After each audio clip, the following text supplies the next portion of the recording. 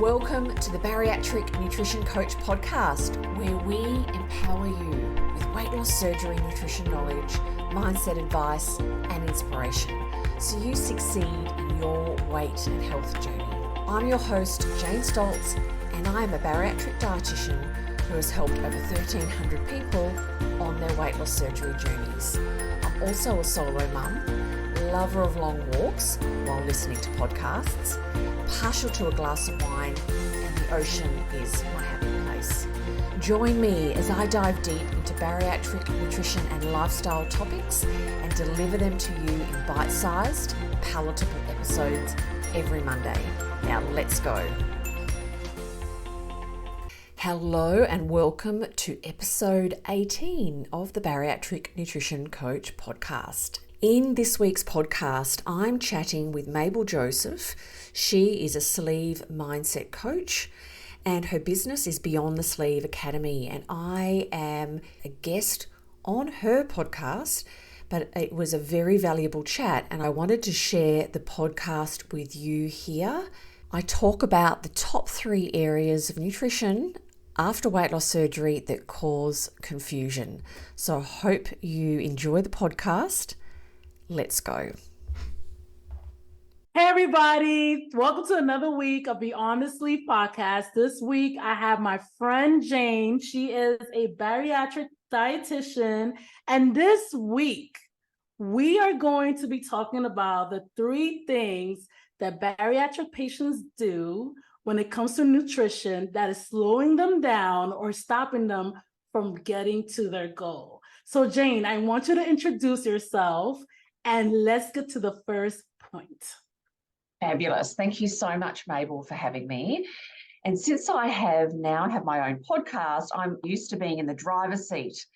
And now I am a guest, so I'm going to have to really make sure I follow your lead. So wonderful.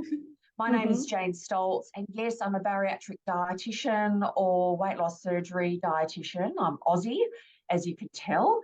And online, I go by Bariatric Nutrition Coach.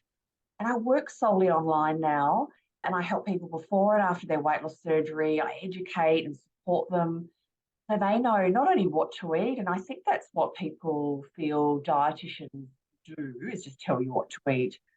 But I also work very much around the how to eat after weight loss surgery, helping people get the best results, and also how to live well and find balance in the long term after their surgery. And I'm really excited today to talk about these 3 areas that people struggle with after weight loss surgery.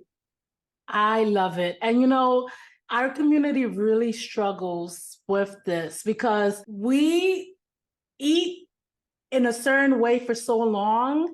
And for many of us, we believe that once we have the surgery, we're automatically going to have this sense of willpower and something magical is going to happen where we automatically change our behaviors and the way we eat. But it never works that way. We have to learn how to eat for the goal that we're trying to get to.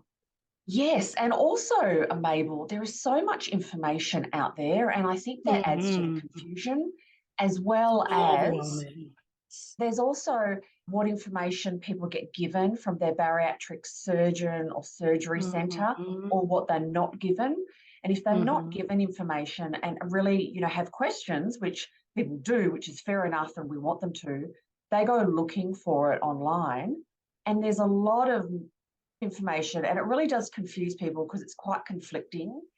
So I think that really adds to it. And there's just so much change required or asked of people after weight loss surgery. As you said, people have been eating and living in a certain way for a long time. Old habits die hard, and also behaviour change is really hard. Let's be honest. It's anytime someone says, this is going to be easy, or I just did this and this worked for me easy, and all of that, I always say warning bells, because behaviour change is hard and takes time. And, I've never used the word journey so much in my life until I specialised in the area of bariatric surgery, because it is a journey. It's not get your surgery done and everything's going to fall into place, silver bullet or whatever they call it, and you're set for the rest of your life. You don't have to worry about food, just all falls into place. And I think some people do enter their bariatric journey a little bit like that. So they've seen somebody, they've just lost some weight, it seemed to fall off them. And that person said they didn't get much appetite for like years and years and all of that. And they don't have that same experience. And then they really go looking for answers and the confusion increases. Very, very true. I totally agree with you. It's definitely a journey. Yep. Talk to me. What is the first mistake or the first things people are confused about?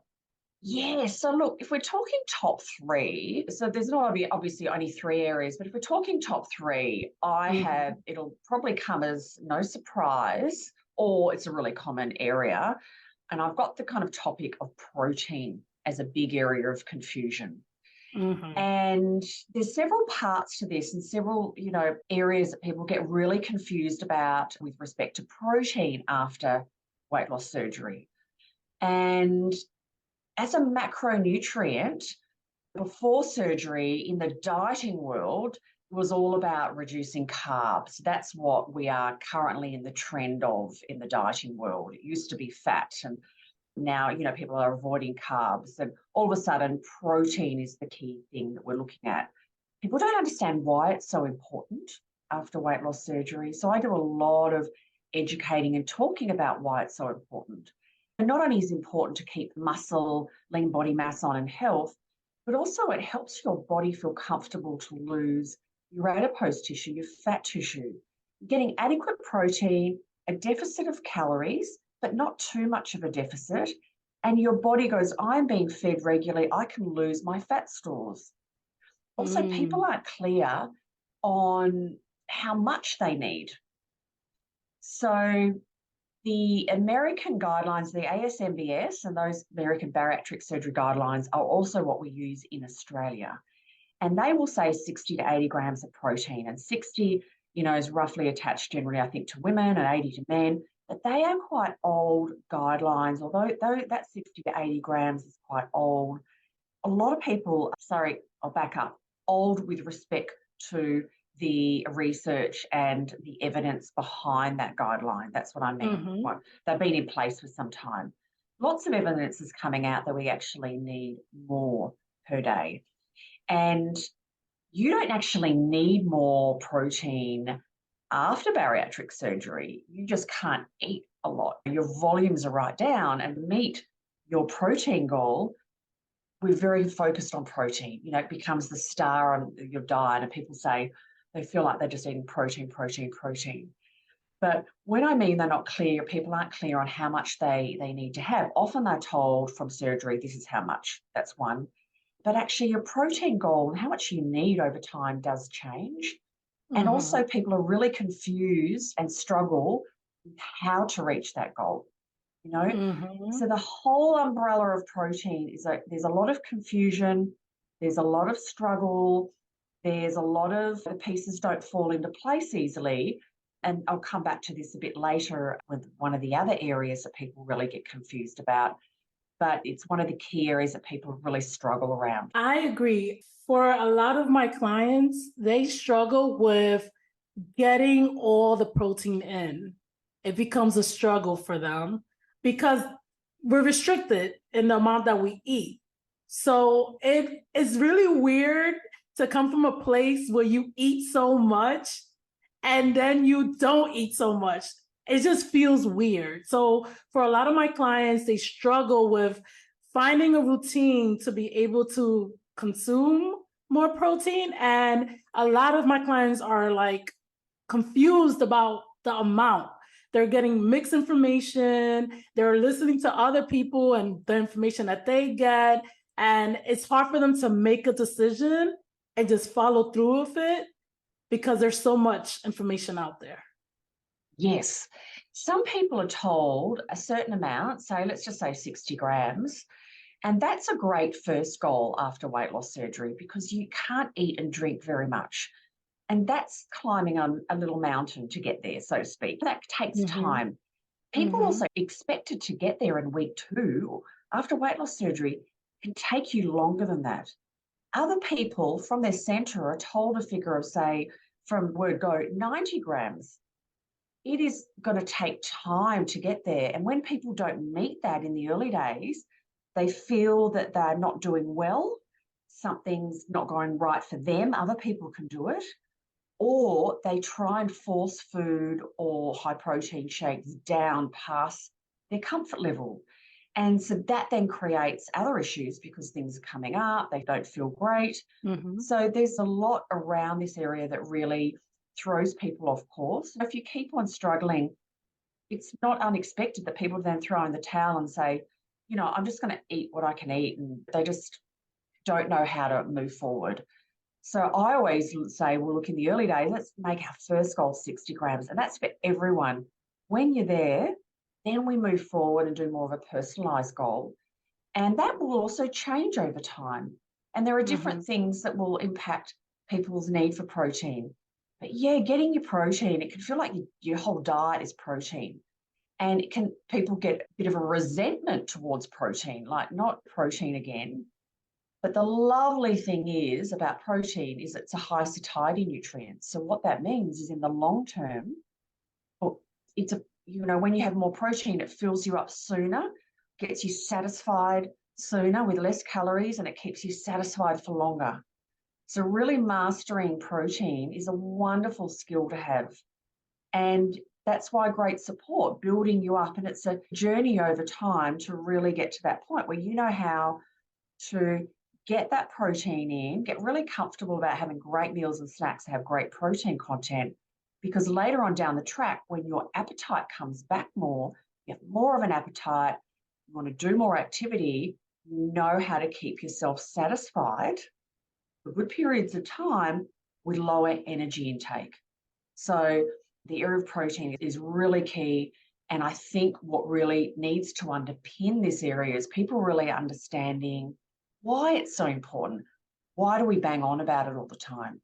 Because so many people don't understand. It just is like, if I just eat a few 100 calories and I keep my carbs down, surely that will be enough, I just wrote something down while you were talking. A lot of the times what I see is that people are so focused on rushing the progress to get to the end goal that they lose focus on gaining the habits as they're like going through their journey, so that eventually as their appetite gets, like as their stomach is able to take in more food, they'll have that habit develop. And they're not like struggling, because a lot of people start struggling when they're able to eat more. But if in the beginning you start building that habit, you won't feel like you're going to lose control because you're gaining the habits to eat in a certain way and to focus on nutrition. Totally agree. And that's why I advocate for great support and education from the early days. From week 3 after surgery, if I'm working with someone at that stage, we are starting to practice those habits. Are you perfect? No, but you're starting to learn them. Eating regularly, small bites, chew well, eat slowly. 3 bites of protein, 1 bite of other are vegetables, whole grains, or fruit. Start those habits. And, people think, habits, it's really not the sexy stuff, let's say. It's not the quick fix stuff, but it's what will get you the best results from your surgery. And I do say this all the time, the habits that help you get the best results from your surgery are the same habits that will help you keep those results. They're the same habits you keep practicing. And it's really about, for me, when I'm working with clients, it's about approaching your new life after weight loss surgery as a new life, self-care, nourishing, nurturing yourself, healthy habits, and kind of leaving that dieting mindset and that type of mindset and moving into that lifelong self-care, healthy mindset. Now tell me, is this you? You have had your bariatric surgery and you're feeling lost, you're lacking support, and you don't know what to eat and when. Or you may have noticed after your surgery, your hunger and cravings have started to return and you are scared you won't reach your goals. You may have had some weight regain and you want to stop the weight regain and lose some more weight. You may be pre-surgery and you want support to be fully prepared for your weight loss surgery journey. If any of these sound like you, then listen up. I have developed my bariatric nutrition bootcamp just for you. My coaching program provides education, coaching and community for people getting ready for their weight loss surgery and at every stage after their surgery. There are 4 key areas that I focus on with my clients in my bariatric nutrition bootcamp.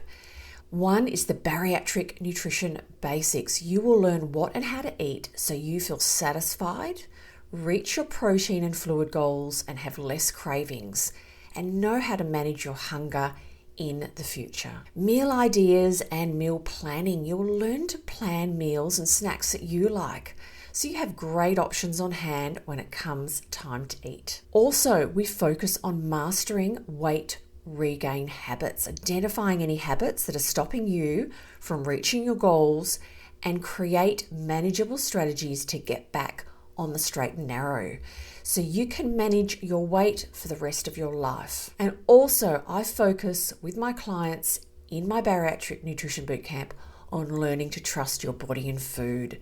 Start to enjoy your food again by relearning to listen to your body cues so you have less guilt and improve your relationship with food and your body. If you are ready to maximize your weight loss surgery results, feel confident in your journey, and be led with support and expert guidance, then the Bariatric Nutrition Bootcamp is for you. If you would like to know more about my coaching program, check out the link in the show notes. So in my mind, I already hear some of my listeners saying, well, it's too late for me. I'm a year out. I didn't do it correctly. It's going to be a struggle. If this is you, I want you to stop. It is not too late. It doesn't matter that you did not do it in the beginning. It is not too late for you now. What do you think? Absolutely, totally agree. I wouldn't want anyone to think that when I was saying that. You can pick up, and I work with people all at different stages, you could start practicing these habits and work on them at any stage. So totally agree. I've used this analogy a few times, and it's around driving or thinking about your weight loss surgery, the tool of weight loss surgery, as like a new car, and whether you drive it in manual and do the work and know how to maneuver it and get the best out of it, or do you let it drive it in automatic? And some people will have the early days, it's in automatic. The tool of surgery is doing most of the heavy lifting, getting those results. And then people can start to eat more and go, okay, I really need to start learning how to use this tool that I have of weight loss surgery. So I use that car analogy because I think people can relate to that. But it's never too late at all. I like to encourage people, if they are in the early part of the journey, not to be too complacent. That's what, or feel that the bariatric surgery, the tool, is going just to do it all for you. I agree.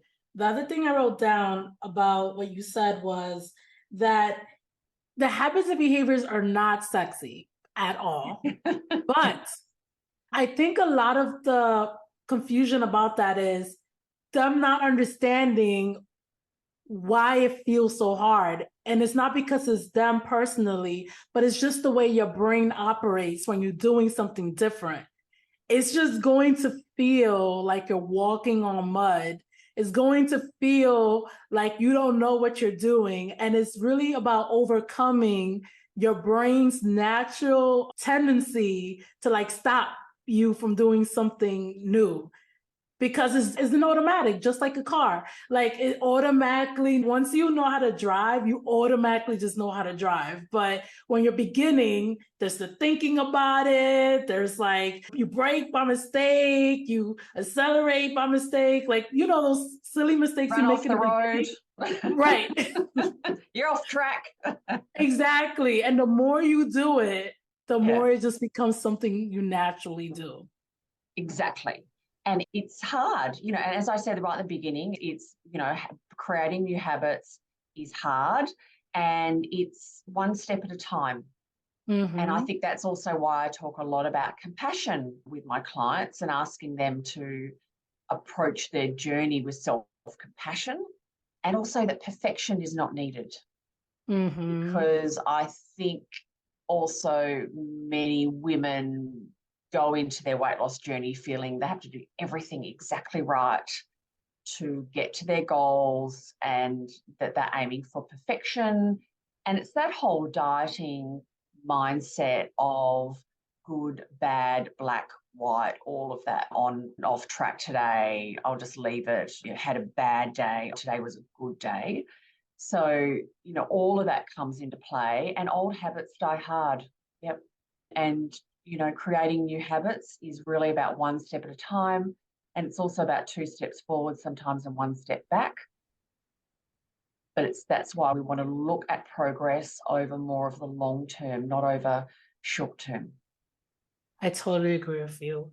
What is the second thing that bariatric patients are confused about? This second one does relate to kind of the early medium days after weight loss surgery. And it's once people are on a full diet, once they get that okay to go on a full solid diet from their bariatric centre, whether it's verbally or it's in their plan that they're given, that they're going to stop their high protein drinks. So at that point, they feel it's all about they've got to eat their protein. And guess what? It's really hard to eat all your protein. You need to keep up your high protein drinks as part of your intake until you can comfortably reach your protein goals. So what happens is people get to that full diet. They haven't been a fan of high protein drinks for a whole range of things. It's just not what they wanted to do. Great, I'm on a full diet. I'm just going to eat normally now. I'm going to eat all my protein. And what happens is their protein intake will drop. Because they can't physically eat all your protein. And it can take, and I never say how long it will take, but it just takes people different amounts of time to reach a point where they can comfortably eat adequate protein over the day. And then what happens is people start eating more or trying to eat more food to get their protein up. They overeat. There's more pressure on eating. And they get themselves all kind of in a bit of a bind because they're overeating, they're not reaching their protein goals, they're feeling really crummy. What you're saying is that they're not, like, they stop drinking shakes altogether, trying to get to their protein with like real food, but they should instead have protein shakes and their protein and slowly transition to like foods of substance. Exactly. So from week 3 after surgery, I've got people on 5 small meals a day. 2 of those are meals, generally high protein shakes. And over time, people can get to then only having 1 shake a day. And then it's just really gradual. But we start dropping shakes, and sometimes people need 3 shakes a day and 2 food meals to reach their protein goals. It's very individual. But over time, as people can eat more, we drop a shake and we do it really gradually. I don't want any of my clients, and when I'm working with someone, we don't want that pressure to be, I have to eat more food past that I'm satisfied to reach my protein goal. Because one of the key things that I think is really important after weight loss surgery is relearning to listen to your body. Relearning to listen to your hunger and fullness cues. And yes, they can be very different after weight loss surgery. They're not as strong in the early days. I say to many people, there might be a whisper. They're not yelling. Those hunger and fullness cues might be a whisper. Also, they might be in a different language. So it might be runny nose. It might be a feeling around the shoulder, or it might be a hiccup. What are your cues when you've had enough? And they will change over time, and often over time, they're easier to identify when you are hungry and when you are satisfied. And I love the word satisfied because that's really where we want to stop eating. And I encourage people to practice this, sitting quietly, small bites, chew well, eat slowly, stopping when you're satisfied, because that is one of the key things for long-term, listening to your body, stopping when you're satisfied. And often people feel that I know I've got to get my protein. I've been told I've got to get this much. Oh, I'm not having my shake, so I'm going to eat more protein. And they go past their comfort, they're satisfied, they eat more, and they don't kind of listen to their body. So the shakes are there not forever. Some people do like a shake, and often a busy mum, busy woman, a morning breakfast shake's lovely because the mornings can be really busy and they can get a good amount of protein. But, the shakes aren't forever, but we need to use them, and we want to use them until we are at that point where we can comfortably eat adequate protein. I love this point so much because I see it all the time where people in the community are creating like this heavy experience around eating because they're like forcing themselves to get to a particular goal. And in the beginning, especially, it's like you have a new stomach. So sometimes you have to find out what protein you could actually have. Some proteins are not good, doesn't feel good anymore. So you have to experiment with that. And the protein shakes just makes it easy to just drink while you're trying to figure out the other proteins. Because I know for me in the beginning, steak was no good for me. Like it will make me feel so nauseous. And I just, well, one bite, it just did not feel good. So I knew I couldn't eat steak anymore. Now I can eat steak. I mean, it's been like 4 years. It's been 4 years since I had my surgery. So I could definitely eat steak. But in the beginning, I did find myself having my shakes and testing out the protein. And even now, I still have the shakes when I'm like having a long, busy day.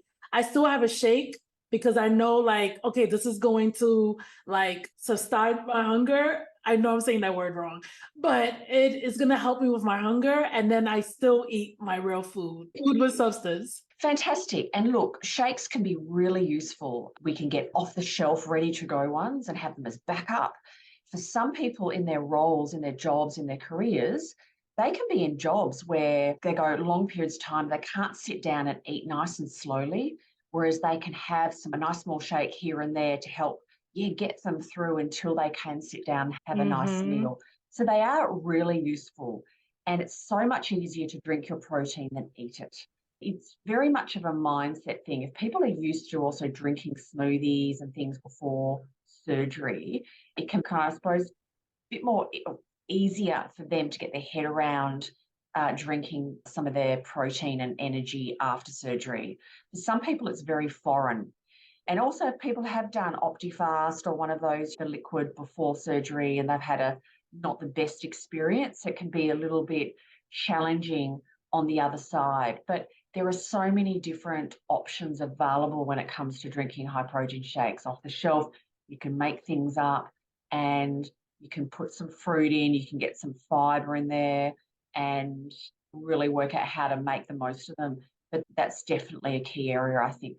People get confused and people do incorrectly. I also have people who go on the other end of the extreme and they just drink shakes the whole time. But it comes from a place of like being scared to eat real food. What do you think about that? Yes, I see that. I didn't put it on the list because I don't think it's as common as some of the other things, but definitely that really comes from quite an entrenched dieting behaviour and wanting to really control your intake and not trusting food and not trusting your body. So not trusting food because there's obviously more variability with food than with a shake that's really controlled, but also not trusting your body and feeling like you've had experiences where you've eaten food and you've put on weight, and also not trusting your hunger and fullness cues.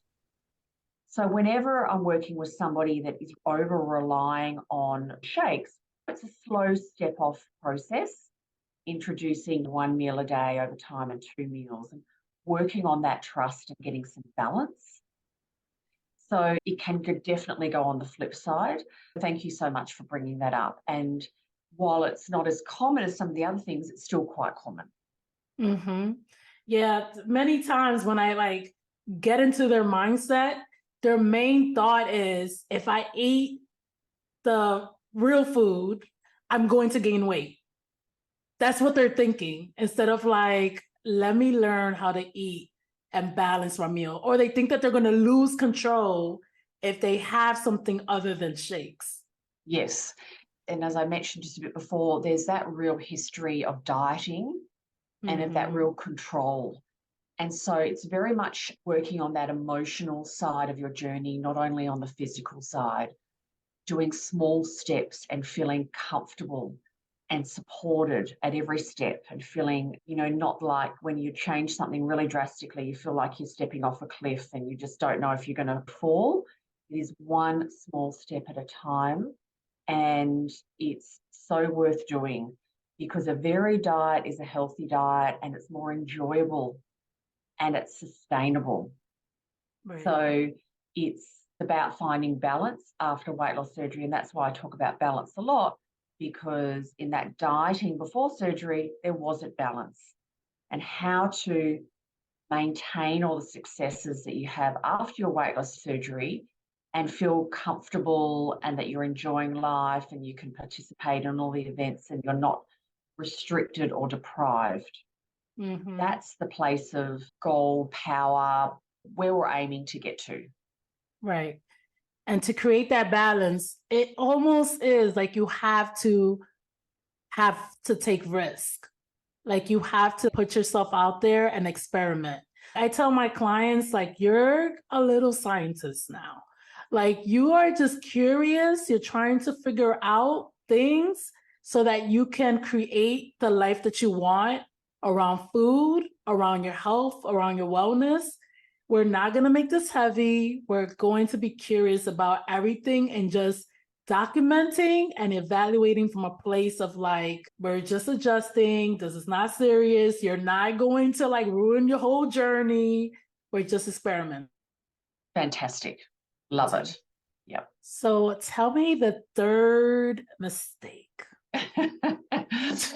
So the third mistake or area of confusion after weight loss surgery that can really, it's not slow people down, distract people, is that when they feel that there are special recipes that they need to follow, or if they get that meal plan, they're going to be successful.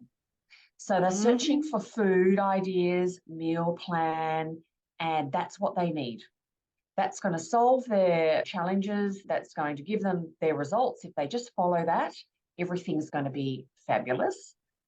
And as a bariatric dietitian, I have seen that that is not the case. So do I give out some recipes? Yes, but we don't rely on them. We don't put all of our focus on them. There are no special recipes after weight loss surgery. It's all about having and learning how to build great meals and snacks centered around lean protein with some vegetables, fruit, and whole grains on the side, small portions, knowing what your plate looks like, knowing how to eat. And I talk about my protein bites ratio, which is bites of protein to bites of other. And it's not about a special recipe or a meal plan. It's about learning to be in all different situations in your life, whether it be out at a friend's place for dinner, at a cafe, eating with your family, on a cruise, at the buffet, learning how to choose great lean proteins and then put your other things, other foods around it, and how to eat, how to listen to your body and your hunger and fullness cues. So that's success in the short term and also the long term. And it's around eating regularly. It is not the holy best meal plan, I've got it and I'm done. So it's very much around behaviour change. And this links to what we're talking about earlier, Mabel, around behaviour change is not the sexy stuff. It's not the easy stuff. It's not the quick win. It is the harder work to do, but the more powerful work to do and the work that will sustain your successes and build on them over time. So it's not only the what to eat, but it's the how to eat, and learning that is the key. I love that point. While you were talking, I took some notes down and I got excited. That's why I kind of interrupted you. So usually when my clients are doing that, like they believe there's a special meal plan, a special recipe, what they're doing is they're either trying to do things perfectly, which never works, or they are trying to rush the progress of getting to the result, right? Or they're not really trusting themselves to learn how to do it.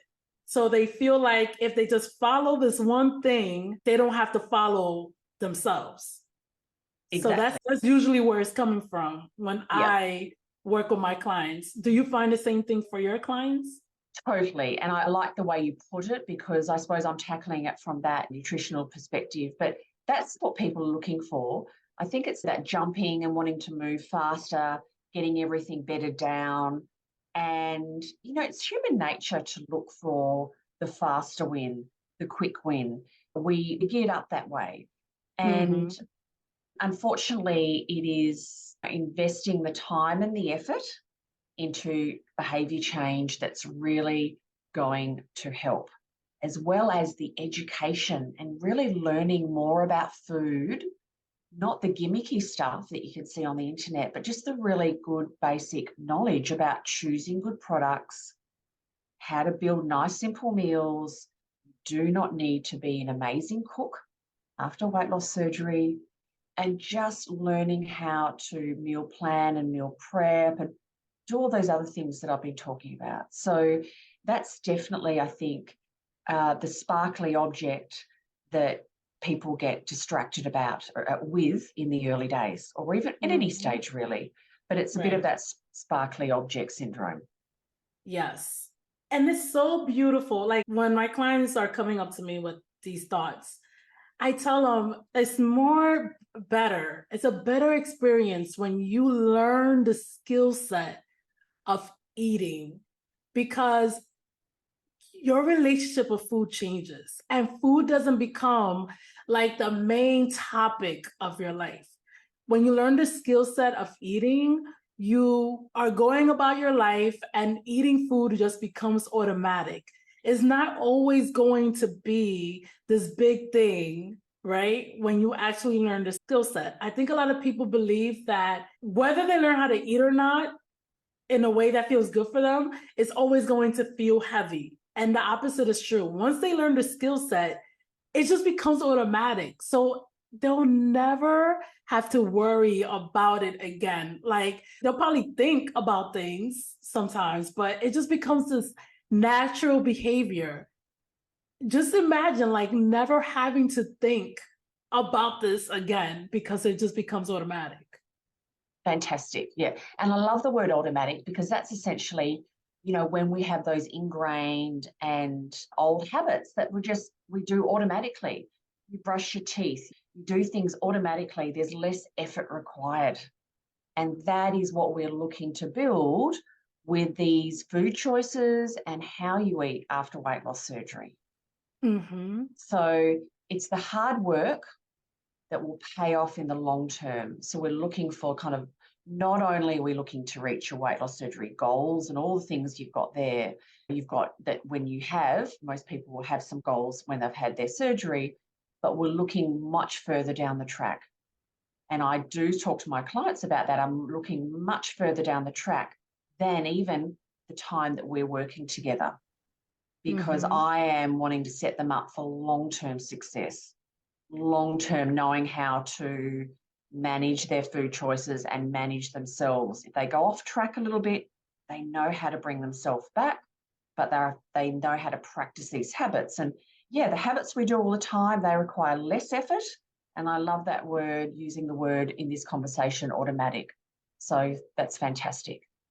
So I just came back from a trip to the Dominican Republic, and I have ingrained so many habits and behaviors that I'm so proud of, that when I was in Dominican Republic, I was truly eating naturally I was eating in a way that aligns with my goal. And even when I had things that I usually wouldn't eat here in this country, it wasn't this big dramatic thing because I know how to trust myself, how to balance my food, right? Even going to the gym, I purposely researched where is a gym in the place that I'm staying. And I went and worked out. Like, it wasn't this big dramatic thing. It was just who I was because I did the hard work in the beginning. Well, don't get scared, people, not the beginning, but I did the hard work. And now the person that I am today, I naturally just do these things. And I saw the people that I was with, it was a struggle for them because it was a lot of thinking required for them because they didn't develop the habits and the behaviors. So now they're put in this different environment and their brain is like losing control, but because they don't have that structure. This is why having the structure, getting the skill set, going to a nutrition, learning how to eat is so important because then it's just becomes so easy. That's wonderful. And I'm so glad that you had that experience and that sounds like you so appreciate all the hard work that you have put in to have such a wonderful trip and feel so relaxed and in the moment and not distracted by all of the diet and all of the others. You enjoyed your trip more, you felt confident. And I think that is where I want all my clients to get to, is feeling confident, feeling relaxed, balanced. And I talk a lot about eating cycles, and there's 3 eating cycles. And the one we really want to get to and work on and stay in mostly is the intuitive mindful. And there's no good or bad, there's balance in there, and there's being relaxed and enjoying all foods, but focusing on your goals, but having that option to explore different foods. And so that's wonderful. Right. Jane, let me tell you something. 5-6 years ago, going on vacation would have turned into this big dramatic thing. All of a sudden, I would have came back, gained 10 pounds, and then all the guilt and shame and everything. And I didn't even gain 1 single pound. And if I would have gained something, it wouldn't even be a big deal for me. I would have just came back and went back to my normal routine, and it wouldn't turn into this big thing. Fantastic. Isn't that wonderful, Mabel? And I think it's really lovely to talk about it and describe kind of what it could have looked like and what it feels like now, to show people it is possible. And it just brought back a memory of, I've had several clients over the years that would take their scales when they went on holiday in their suitcase. And that feeling, I suppose, of just that, that dieting and just constant monitoring themselves. And it's not a free and relaxed place to be living. So good on you. That is wonderful. And I'm hoping that everybody gets in the same vibe because it just feels amazing. Anything else you want to tell us? Like a million things? Okay. If people listen to this podcast, they love your vibe, they want to know more of how to work with you, where can they find you? Lovely. And I like the whole vibe thing. I must say it's probably more American than Aussie, but I certainly get it. So I'm on Instagram. My handle is Bariatric Nutrition Coach. I have a Facebook community group, so Bariatric Nutrition Coach Community, and that's free. Love that. And I am just about to launch my new website. And that will be next week. And I've got a website with lots of information about who I am and how you can work with me there. So I'll provide that link to you. Yes. On the show notes to this podcast, you can get all the information that Jane just told me right now. And also on my Instagram, on the post, you'll be able to get all the information. So thank you, Jane, so much. I feel like we had a wonderful conversation. Oh, it was fantastic. Thank you so much, Mabel, for having me. I really loved chatting with you. I'm sure we'll be doing it again. Yes, definitely. Okay. Bye. Bye. Thank you so much for listening to this podcast. And I would love to ask a favor. If you are finding value in my podcasts, if you are finding them interesting and you feel that they could be of value to someone else, please let other people know about my new podcast, because I'm wanting to get the word out there. And if you could spare a minute or two, I would love you to rate my podcast and give me a review. I love reviews. Thank you so much for your time, and I really look forward to being back in your ears next week.